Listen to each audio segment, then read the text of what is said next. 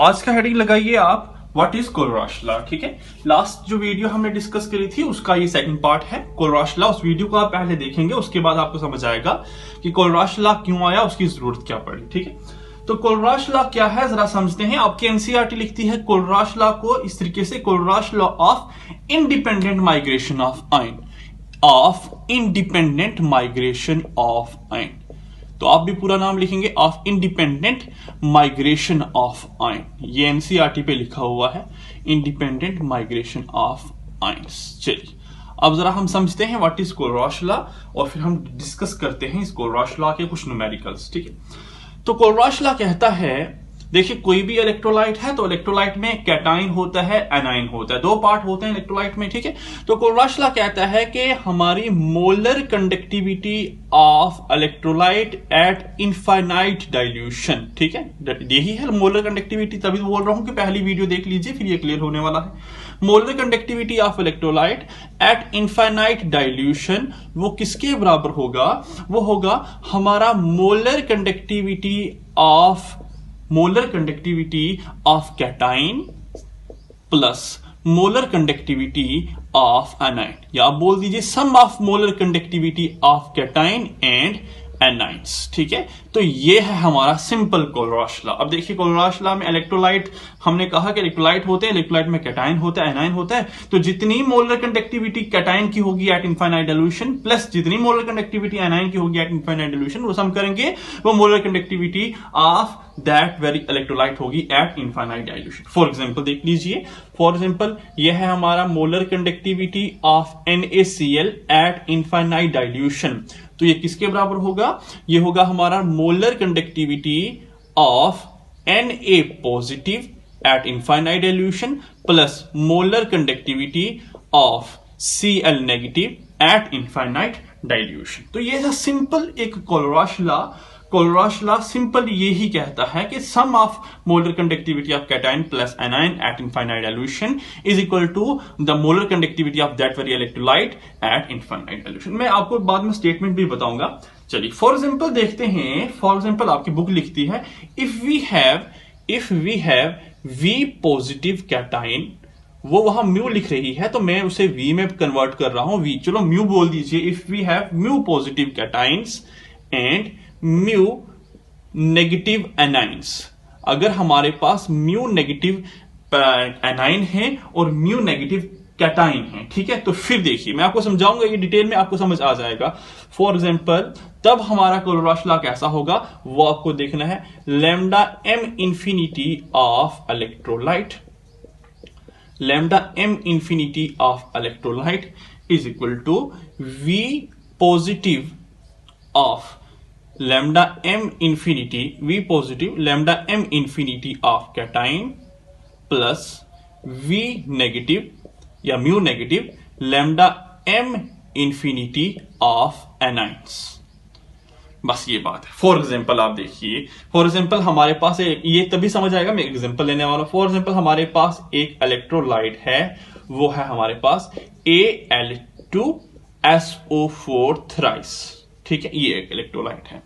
अब जरा यहां पे देखिए एल्यूमिनियम कितने हैं? एल्यूमिनियम 2 हैं, तो V पॉजिटिव की जगह पे 2 लिखेंगे, 2 aluminium plus into lambda m infinity, cation क्या है? एल्यूमिनियम, और एल्यूमिनियम के ऊपर 4 है, 3 पॉजिटिव। ठीक है, और एनाइन कितने हैं? थ्राइस 3 है, 3, और लैम्डा m इंफिनिटी एनाइन क्या है? SO4, और SO4 के ऊपर 2 नेगेटिव चार्ज है। क्लियर हुआ कि आपको क्या करना है? आपको नंबर ऑफ आयंस जो हैं 2 हैं 3 हैं, नंबर ऑफ आयंस से भी मल्टीप्लाई करना है अपने मोलर कंडक्टिविटी जो हमारे इनफाइनाइट डाइल्यूशन है उसके साथ। ठीक है, याद रखिए ये बात है, नंबर ऑफ आयंस से भी आपको मल्टीप्लाई करना। फॉर एग्जांपल एक और एग्जांपल देख लीजिए।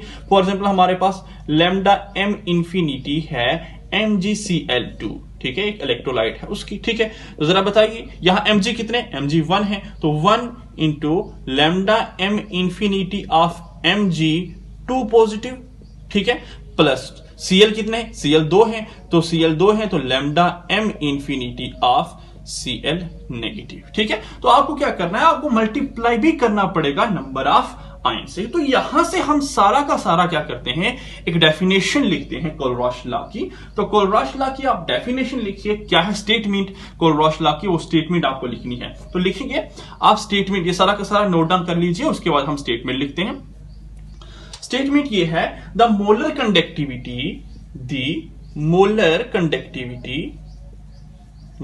कंडक्टिविटी ऑफ एन इलेक्ट्रोलाइट, ठीक है, एट इनफाइनाइट डाइल्यूशन, ठीक है, molar conductivity of an electrolyte at infinite dilution, clear हो रहा है। तो molar conductivity of electrolyte at infinite dilution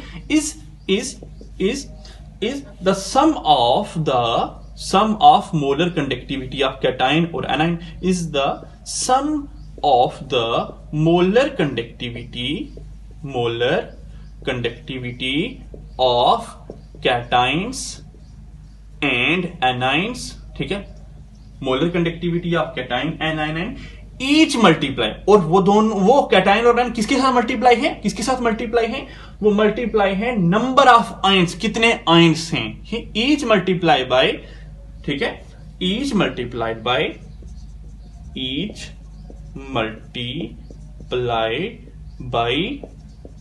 number of ions present in that electrolyte or that formula of electrolyte, ठीक है। ये है सिंपल हमारा कोलरॉश लॉ। देखिए, the molar conductivity of an electrolyte at infinite dilution is equal to sum of the molar conductivity of cation and anion at infinite dilution. ये भी लिख सकते हैं, कैटाइन एंड एनाइन ऊपर है ना, eight infinite dilution each multiply by number of cation और A9 कितने हैं उसके अंदर, each multiply by number of ions present in that electrolyte. ये था सिंपल हमारा कोलरॉश लॉ, ठीक है। तो कोलरॉश लॉ की स्टेटमेंट भी बताई और कोलरॉश लॉ होता क्या है वो भी मैंने आपको दिखाया। फॉर एग्जांपल हमारे पास एक कार्बोनिक एसिड है H2CO3, तो H कितने हैं, 2 हैं, तो 2 मल्टीप्लाई बाय H पॉजिटिव, और CO3 कितने, 1 हैं, 1 मल्टीप्लाई बाय CO3 2 नेगेटिव। तो ये था हमारा कोलरॉश लॉ। आइए कुछ न्यूमेरिकल डिस्कस करते हैं हम कोलरॉश लॉ के बेस पे। तो देखिए आपका पहला क्वेश्चन स्क्रीन के ऊपर लिखा हुआ है, तो आइए हम इस क्वेश्चन को सोल्व करने की कोशिश करते हैं।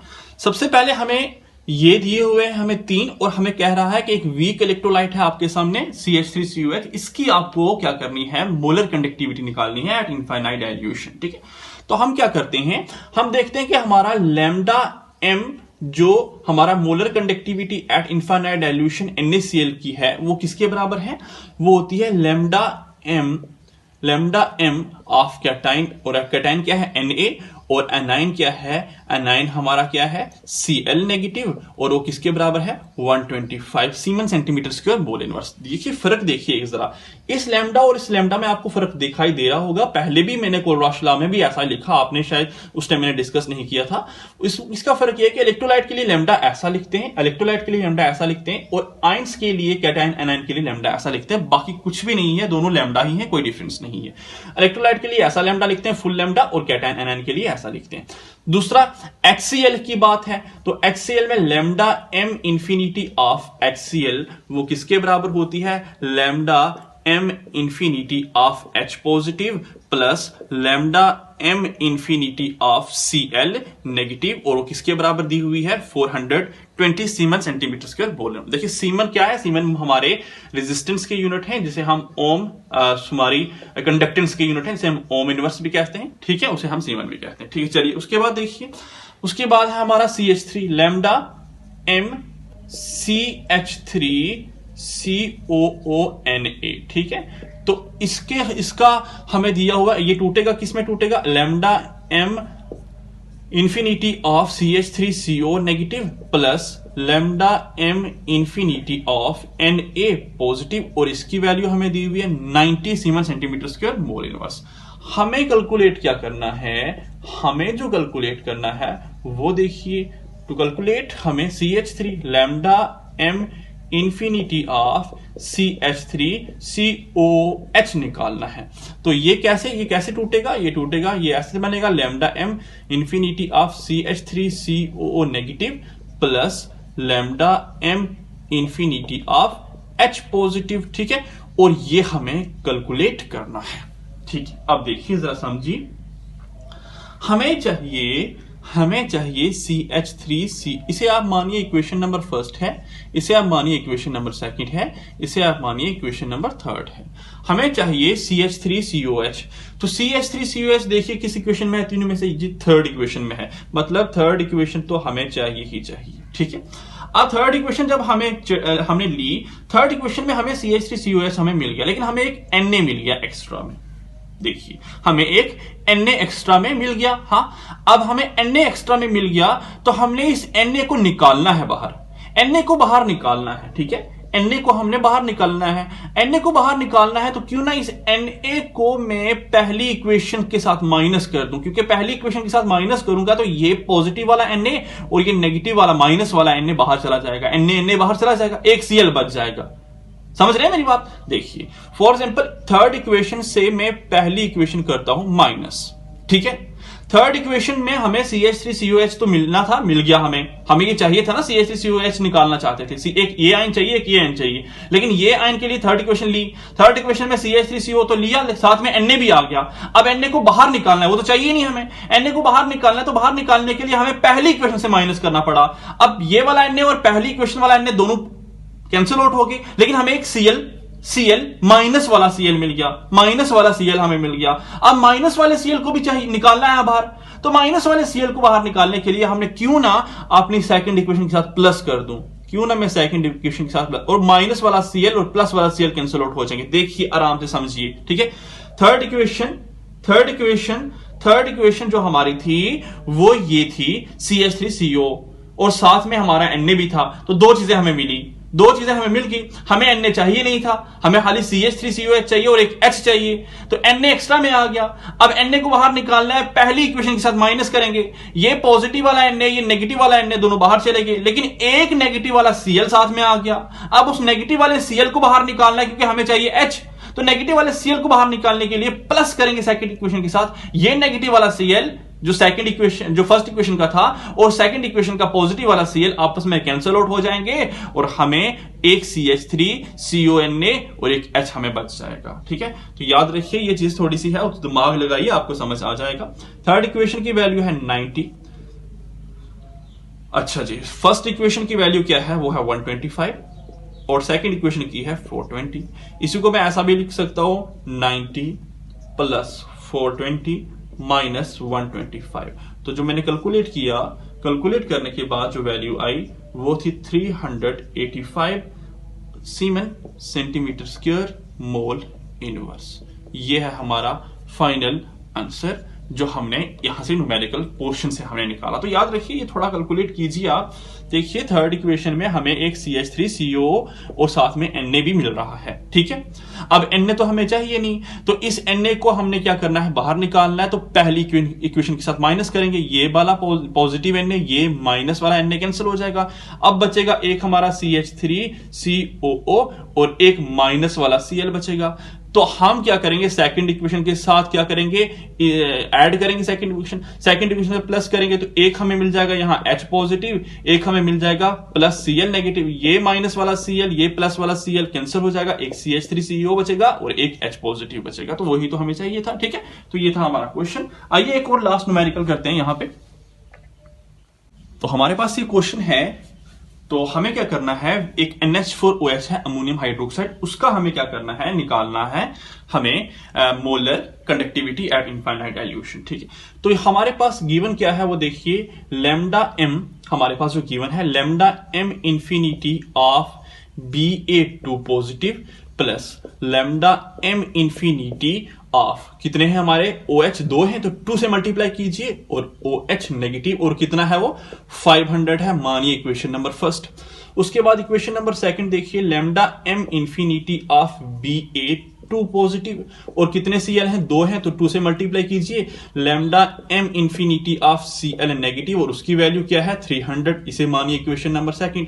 थर्ड इक्वेशन देखिए, lambda m infinity of NH4 positive ammonium ion plus lambda m, एक ही Cl है तो lambda m infinity of Cl negative, और वो कितना है 120। इसे आप मानिए इक्वेशन नंबर सेकंड। हमें कैलकुलेट क्या करना है, हमें कैलकुलेट करना है lambda m infinity of NH4OH, और वो किसके बराबर होता है, वो होता है lambda m infinity of NH4 positive plus lambda m infinity of OH negative. हमें करना है ये कैलकुलेट। अच्छा, अगर आपको चाहिए NH4 पॉजिटिव तो डेफिनेटली आपको इक्वेशन नंबर थर्ड तो चाहिए, तो आपने लिखनी है जी इक्वेशन नंबर थर्ड, क्योंकि इक्वेशन नंबर थर्ड में ही तो है NH4 पॉजिटिव। अब एक NH4 मिल गया, एक हमें Cl मिल गया, हमें तो Cl चाहिए ही नहीं था, हमें चाहिए था OH। तो OH के लिए आपको क्या करना है, OH के लिए आपको सेकेंड इक्वेशन लिखनी है। ठीक है, देखिए ना, OH के लिए आपको सेकेंड इक्वेशन लिखनी है, तो OH के लिए आप लिखेंगे इक्वेशन नंबर सेकेंड। ठीक है, OH के लिए लिखेंगे ना आप इक्वेशन नंबर सेकंड। तो OH के लिए अगर आपको इक्वेशन सेकंड लिखनी है तो डेफिनेटली आपको क्या करना पड़ेगा, आपको यहां ऐड करना पड़ेगा इक्वेशन नंबर सेकंड को। ये इक्वेशन नंबर फर्स्ट है ना, हाँ इक्वेशन नंबर फर्स्ट है, हाँ OH इक्वेशन नंबर फर्स्ट में, तो आपको ऐड करना पड़ेगा इक्वेशन नंबर फर्स्ट को। ठीक है, OH है, OH इक्वेशन नंबर फर्स्ट में है, तो OH के लिए आपको इक्वेशन नंबर फर्स्ट लिखनी है, तो आपको क्या करना है, इक्वेशन नंबर फर्स्ट को ऐड करना पड़ेगा। अब इक्वेशन फर्स्ट को जैसे ही हमने ऐड किया, हमें 2 OH ऐड हो गए, हमें तो चाहिए था 1 OH, हमें तो 2 नहीं चाहिए थे। तो हम क्या करते हैं, इक्वेशन नंबर थर्ड को 2 से मल्टीप्लाई कर लेते हैं, क्योंकि 2 टाइम NH4 मिल जाएगा, 2 टाइम OH मिल जाएगा, तो 2 टाइम मिल जाएगा, तो 2 से हम 1 भी कर सकते हैं आराम से, कोई प्रॉब्लम नहीं है। ठीक है, समझिए, 1 टाइम NH4 मिल गया, 1 टाइम Cl मिल गया। इक्वेशन नंबर फर्स्ट चाहिए ही चाहिए OH के लिए, तो हमें जब इक्वेशन फर्स्ट को ऐड किया, हमें 2 टाइम OH मिल गया। ठीक है, लेकिन 1 टाइम BA मिल रहा है, 1 टाइम BA मिल रहा है, 2 टाइम OH मिल रहा है। अब हमें 2 टाइम OH है और 1 टाइम NH4 है, तो क्यों ना बैलेंस करने के लिए 2 दोनों तरफ करने के लिए इक्वेशन नंबर थर्ड को 2 से मल्टीप्लाई कर लिया।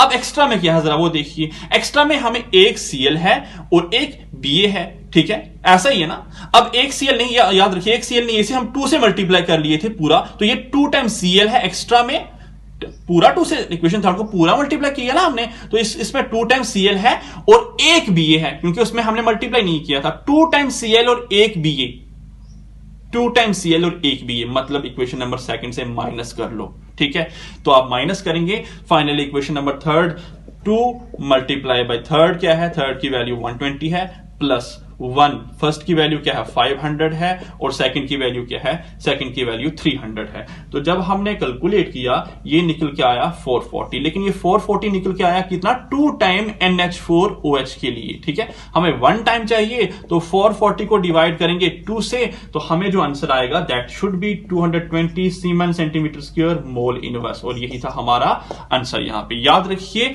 हमें NH4OH और Cl, हमें चाहिए NH4, तो हमने इक्वेशन नंबर थर्ड लेनी ही लेनी है। हमें चाहिए OH, तो OH के लिए हमें सेकंड इक्वेशन लेनी पड़ेगी, सॉरी फर्स्ट इक्वेशन, हमने फर्स्ट इक्वेशन भी ली, लेकिन फर्स्ट इक्वेशन में हमें 2 टाइम OH मिल गया। ठीक है, तो हमें यहां प्रॉब्लम होगी, हमें चाहिए था 1 टाइम OH, तो क्यों ना हम क्या करें, अब 2 को 1 नहीं कर सकते, लेकिन 1 को तो 2 कर सकते हैं। ठीक है, बाद में डिवाइड कर लेंगे, तो हमने पूरी थर्ड इक्वेशन को 2 से मल्टीप्लाई कर लिया, जिसमें NH4 2 टाइम हो गया, 2 टाइम OH हो गया, कोई मसला नहीं है, लेकिन 2 टाइम Cl हो गया और 1 टाइम BA हो गया। अब 2 टाइम Cl और 1 time BA equation number second में है, तो माइनस कर ली इक्वेशन नंबर सेकंड, तो हमारा ये आंसर आया 2 टाइम NH4OH के लिए, डिवाइड करेंगे 2 से, तो 1 टाइम के लिए ये आंसर आएगा। तो ये था हमारा कंप्लीट कोलराश लॉ, और हमारा यूनिट यहां पे होता है खत्म। आई होप आपको ये प्लेलिस्ट अच्छे से क्लियर हुई होगी। ठीक है, तो आपको ये सारा का सारा यूनिट अच्छे से पढ़ना है, क्लियर करना है, उसके बाद आपको सारे के सारे टॉपिक समझ आएंगे। नेक्स्ट यूनिट हम 4th यूनिट शुरू करेंगे, तब तक आप देखिए इसको अच्छे से और समझने की कोशिश कीजिए। Thank you.